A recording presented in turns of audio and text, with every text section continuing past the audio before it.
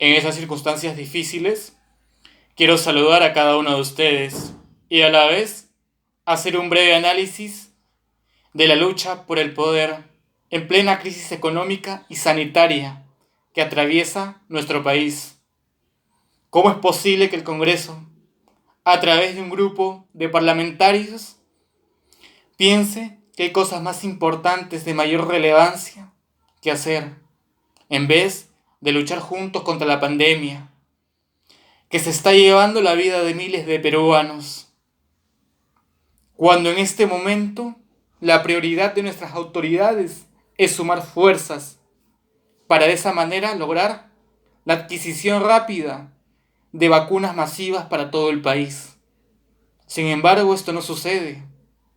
Estamos viendo que el Congreso piensa que es momento de confrontar con el Ejecutivo, es momento de división política. Para ello, es bueno dar una mirada a la historia del Perú, para darnos cuenta que todo aquel presidente en estado de orfandad, que no tiene bancada, que no tiene partido político, y si no tiene la experiencia de generar una forma de coalición parlamentaria, simple y llanamente no tiene gobernabilidad. Y cuando ha sucedido estos casos, han terminado en golpes de Estado. Y esto es lo que está pasando en estos momentos con el presidente Martín Vizcarra. Para ello, la Constitución del año 93 remarca e integra la disolución del Congreso para salvar y evitar estos casos en el país. El presidente, ¿qué tiene? Su popularidad. Una popularidad que se ha ido abajo por algunas actitudes deficientes en el marco de la lucha contra la pandemia. ¿Y el presidente puede disolver nuevamente el Congreso? La respuesta es no. Desde el 28 de julio de este mismo año. Como sabemos, el último pedido de vacancia para un presidente en el Perú fue para Pedro Pablo Kuczynski, en ese entonces un Congreso con mayoría en el Parlamento.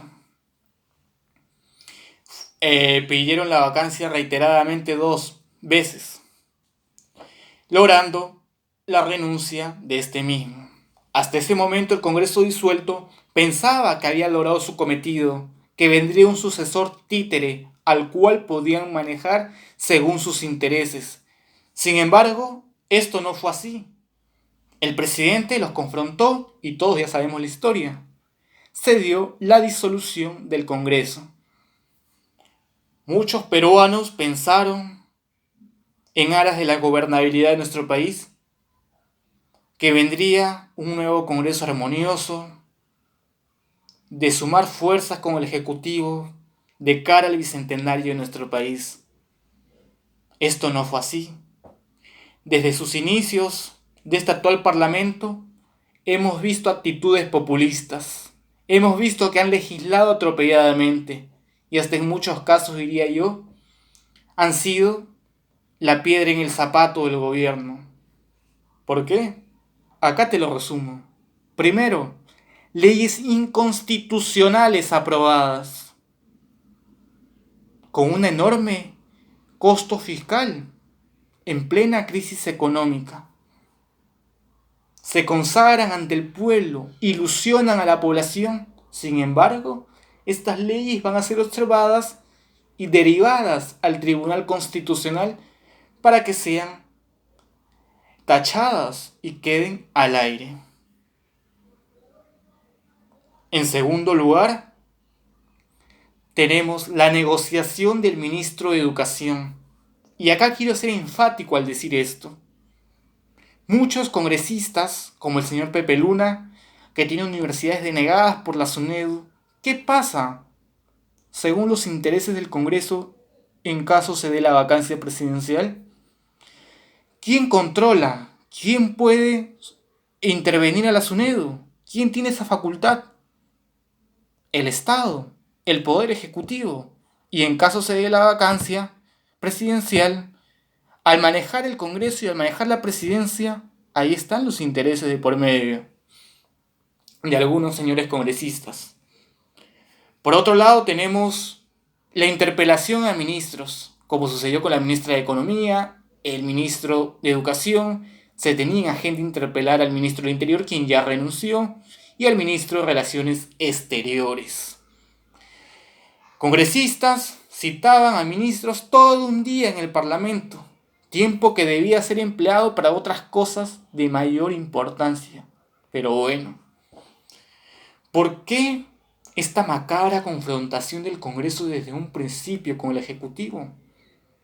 ¿Qué quiere el Congreso?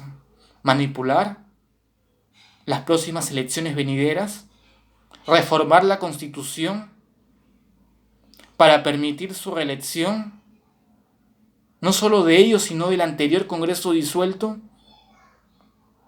¿Qué quieren? ¿Que postulen candidatos sentenciados a las próximas elecciones con una reforma constitucional en sus manos?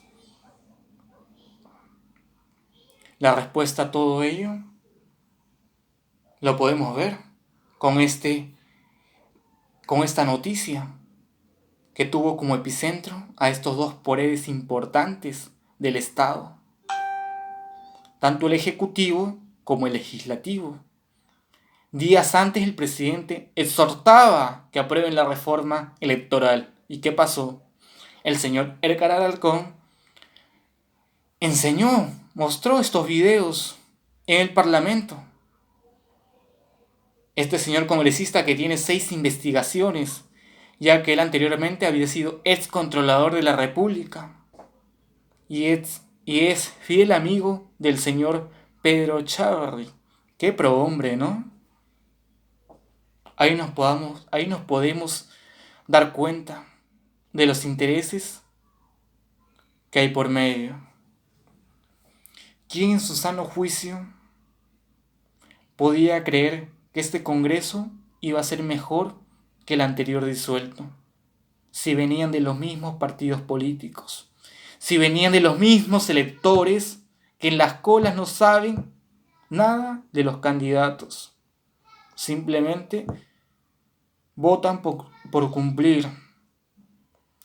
Es momento de hacer eco de una conciencia ciudadana. Aquel que no conoce su historia está condenado a volver a repetirla.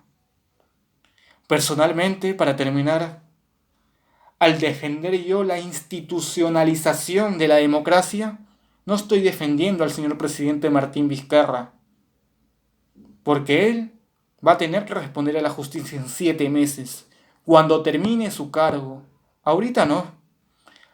Es muy difícil hacer eso por la inmunidad presidencial. En cambio, cuando termine su periodo, sí, en 7 meses.